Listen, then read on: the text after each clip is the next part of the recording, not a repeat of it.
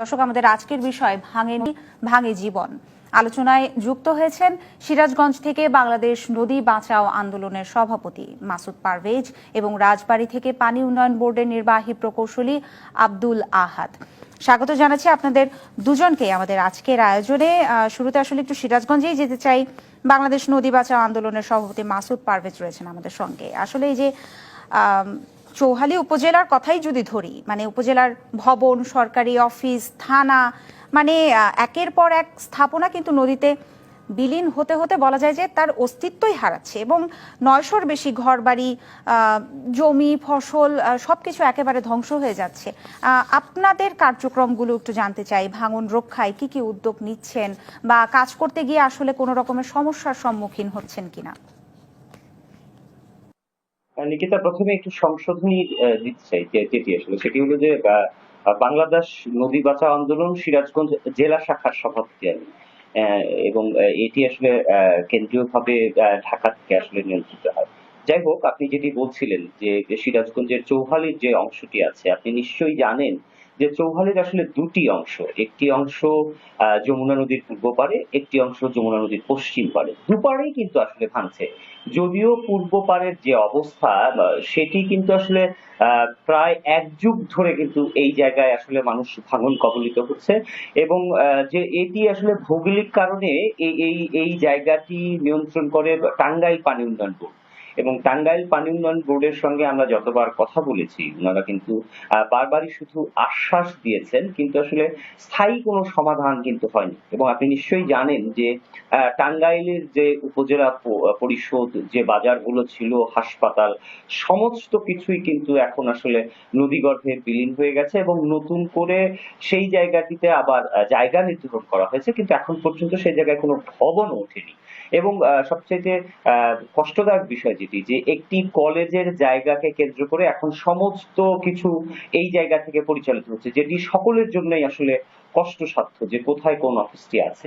আমরা নদী বাঁচাও আন্দোলনের পক্ষ থেকে কিন্তু দীর্ঘদিন সরকারের দৃষ্টি আকর্ষণ করার চেষ্টা করছি, যাতে করে এই জায়গাটিতে স্থায়ী বাঁধ নির্মাণ হয় এবং সেটি যেন সঠিকভাবে হয়। কেননা গত কয়েক বছর আগে যে বাঁধটি তৈরি করা হয়েছিল সেটির মানে স্লোপ পয়েন্ট যেটি আছে সেটি আসলে ছোট হবার কারণে কিন্তু নিচে থেকে বারবার ধসে গেছে এবং সেই জায়গায় কিন্তু বেশ কয়েকবার ভাঙনের মুখে পড়েছে এবং এই জায়গা থেকে মানুষজন কিন্তু সরে যেতে বাধ্য হয়েছেন। অর্থাৎ যারা একসময় চৌহালিতে বসবাস করতেন, যারা বিত্তশালী ছিলেন, তারা কিন্তু তাদের সর্বস্ব হারিয়ে নিঃস্ব হয়েছেন এবং এই জায়গা থেকে চলে যেতে তারা বাধ্য হয়েছেন, তারা অন্যত্র গিয়েছেন। মাসুদ পারভেজ, সেই নিঃস্ব মানুষগুলোর কথা আসলে আপনার কাছে আমি আরো শুনতে চাই।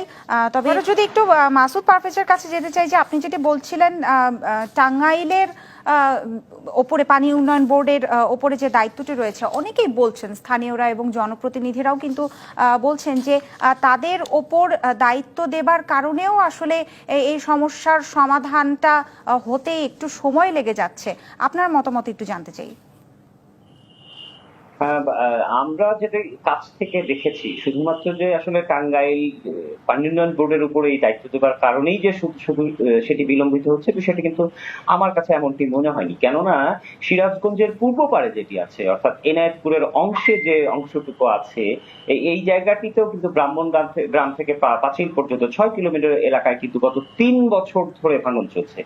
সেই ভাঙন কিন্তু নিয়ন্ত্রণ করার দায়িত্ব সিরাজগঞ্জ পানি উন্নয়ন বোর্ডের, কিন্তু তারাও কিন্তু সেই জায়গাটিতে ব্যর্থ হচ্ছেন। অর্থাৎ বিষয়টি যেটি দাঁড়াচ্ছে, যে যখন একটি জায়গায় আসলে ভাঙন চলছে, সেই জায়গাটির পরিকল্পনা করে যখন পানি উন্নয়ন বোর্ড কর্তৃপক্ষ, সেটি দেশের যে প্রান্তেরই হোক, সেটি যখন আসলে তাদের পরিকল্পনা বিভাগে জমা দিচ্ছেন, সেটি যাচাই বাছাই হয়ে একনেক হয়ে ফিরে আসতে আসতে দীর্ঘ একটি সময় পার হয় এবং এই দীর্ঘ সময় পার হবার কারণে যে পরিকল্পনাটি আসলে করা হয়েছিল সেটির চিত্র এই দীর্ঘ সময় লাগবার কারণটা কি এবং এটাকে কতটা সংক্ষিপ্ত করা যায়, এই বিষয়ে আপনাদের দুজনের সিরাজগঞ্জ থেকে বাংলাদেশ নদী বাঁচাও আন্দোলনের সিরাজগঞ্জ শাখার সভাপতি মাসুদ পারভেজ রয়েছেন আমাদের সঙ্গে।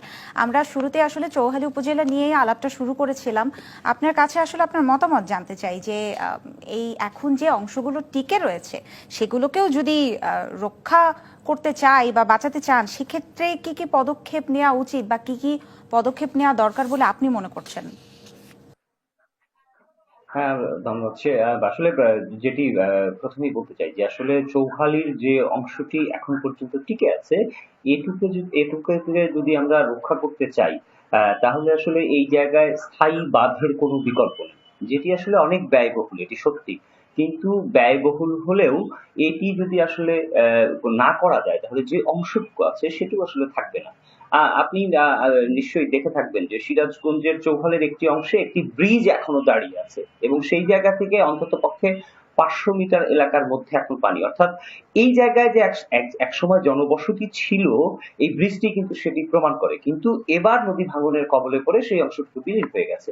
এবং এই যে নদী ভাঙছে, এটি শুধুমাত্র নদীর গতিপথকে আমরা অবরুদ্ধ করতে চেয়েছি, বা নদীর মধ্যে যে পলি জমেছিল সেই পলিগুলোকে আমরা আসলে সঠিক সময়ে পরিষ্কার করিনি, যে কারণে এই নদী তার নিজস্ব রাস্তা বারবারই তৈরি করে নিচ্ছে। আরেকটি বিষয়, যেটি সিরাজগঞ্জে কিন্তু বেশ কিছু বালু মহল আছে যেগুলো আসলে ইজারা দেওয়া হয়েছে। আমি নিজেও বালু মহল ইজারা দেবার পক্ষে, কিন্তু বিষয়টা হলো যারা ইজারা নিচ্ছেন তারা কিন্তু যে অংশটিতে বালু মহল আছে তার বাইরেও তারা বালু কাটছেন। কিন্তু এটিকে যদি আসলে নিয়ন্ত্রণ করা যায় এবং পরিকল্পনা করা যায়, তাহলে কিন্তু একাধারে যেরকম বালু উত্তোলন করা সম্ভব, নদীর নাব্যতা বাড়ানো সম্ভব। অর্থাৎ আমি বলতে চাইছি যে বালু মহল ইজারা দেবার সময় যদি ইজারাদারকে আমরা একটি নির্দিষ্ট পরিকল্পনা দিতে পারি যে এই অংশের বালু আপনি কাটতে পারবেন, এই অংশের বালু আপনি কাটতে পারবেন না, সেটি যদি নিশ্চিত করা যায়, তাহলেও কিন্তু নদীর নাব্যতা বেড়ে পাড়ের যে ভাঙন আছে সেটি জি আসলে রক্ষা হবে। একই সঙ্গে এনায়েতপুরের জি যে মাসুদ পারভেজ, ধন্যবাদ আপনাকে। আমাদের